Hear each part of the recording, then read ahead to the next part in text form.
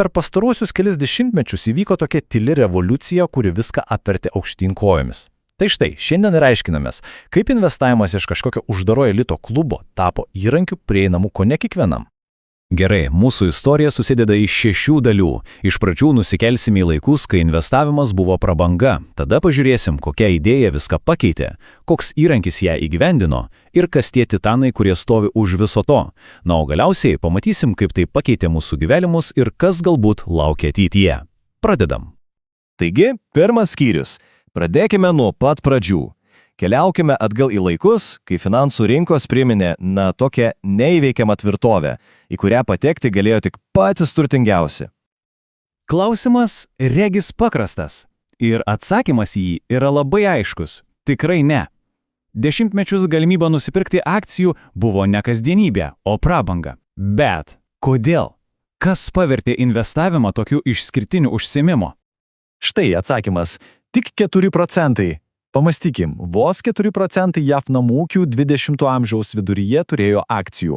Ir tai nebuvo atsitiktinumas. Kelią pastojo 3 didžiulės kliūtis – milžiniški komisiniai mokesčiai, didelės pradinės investicijos ir, tiesą sakant, elementarus informacijos trūkumas. Bet tada gimė idėja. Ji buvo tokia genijaliai paprasta, bet kartu revoliucinga. Ji skambėjo maždaug taip. O kas jeigu nustotume bandyti aplenkti rinką ir tiesiog pirktume visą rinką?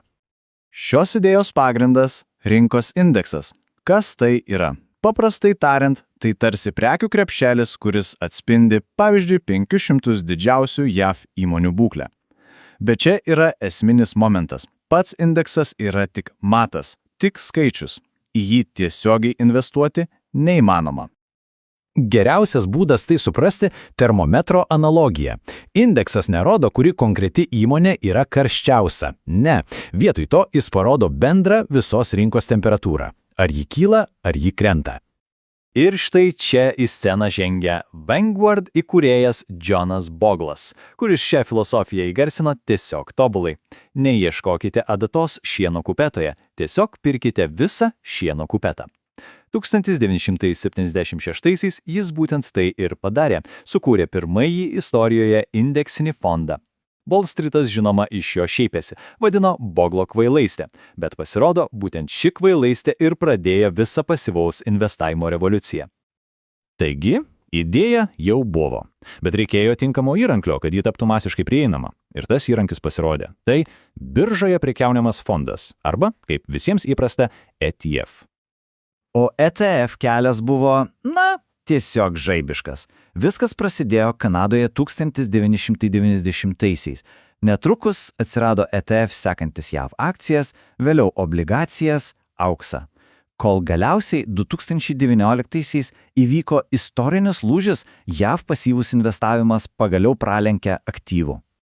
Bet kodėl ETF taip iššovė? Skirtingai nuo senamodiškų fondų, kur kaina nustatoma kartą per dieną, ETF galima prekiauti nuolat. Tarsi paprasta akcija. Minimali investicija – vos vieno vieneto kaina. Pridėkim prie to didesnį skaidrumą, mokestinį efektyvumą ir štai sėkmės receptas. O augimo mastas tiesiog stulbinantis. Nuo $1 trilijono 2009-aisiais iki beveik 15 trilijonų šiandien. Tai net ne augimas. Tai sprogimas, kuris puikiai parodo, kaip investuotojai visame pasaulyje priėmė šią idėją. Už kiekvienos didelės revoliucijos stovi galingos jėgos. Pasyvaus investavimo atveju tai finansų milžinės, kurios sukūrė ir dabar, tiesą sakant, valdo visą šią ekosistemą. Prieš ekosistemą veikia stebėtinai paprastai. Yra 2 pagrindinės pusės. Turime architektus, tai tokios kompanijos kaip MSCI ir S&P. Jos kuria indeksus, arba kitaip tariant, žemėlapius. O tada turime statytojus – BlackRock ir Vanguard. Jie paima tos žemėlapius ir pagal juos sukuria fondus. Statytojai moka architektams už brėžinius. Ir taip sukasi viso šis milžiniškas mechanizmas. Gerai, bet koks viso šito tikslas? Dabar pereikime prie to, kaip ši revoliucija iš tiesų pakeitė paprastų žmonių galimybės auginti savo turtą. Štai klausimas, į kurį dešimtmečius bandė atsakyti investuotojai. Ar tikrai verta mokėti didelius mokesčius aktyviam valdytojui su viltimi, kad jis pasieks geresnius rezultatus nei visa rinka?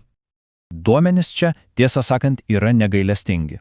Per 10 metų laikotarpį net 90% aktyviai valdomų fondų pasirodė prasčiau nei jų sekamas indeksas.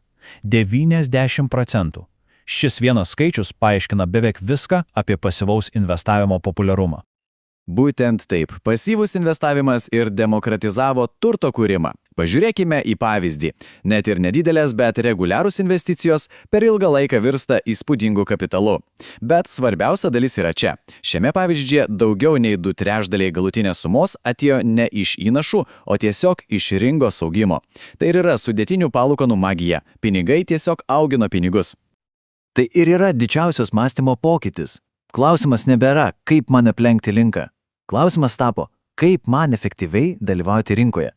Investavimas iš kažkokių lenktynių virto tiesiog maratonu.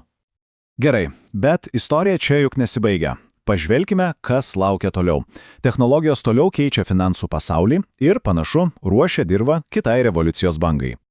3 technologijos atrodo ypač perspektyvios. Pirma, dirbtinis intelektas, galintis sukurti portfelį pritaikytą konkrečiam žmogui. Antra, tiesioginis indeksavimas, kai neperkamas fondas, o tiesiogiai valdomos visos jį sudarančios akcijos. Ir trečia, tokenizavimas. Tai idėja paversti turtą skaitmeniniais žetonais, kuriais būtų galima prekiauti visą parą, be jokių biržos darbo valandų.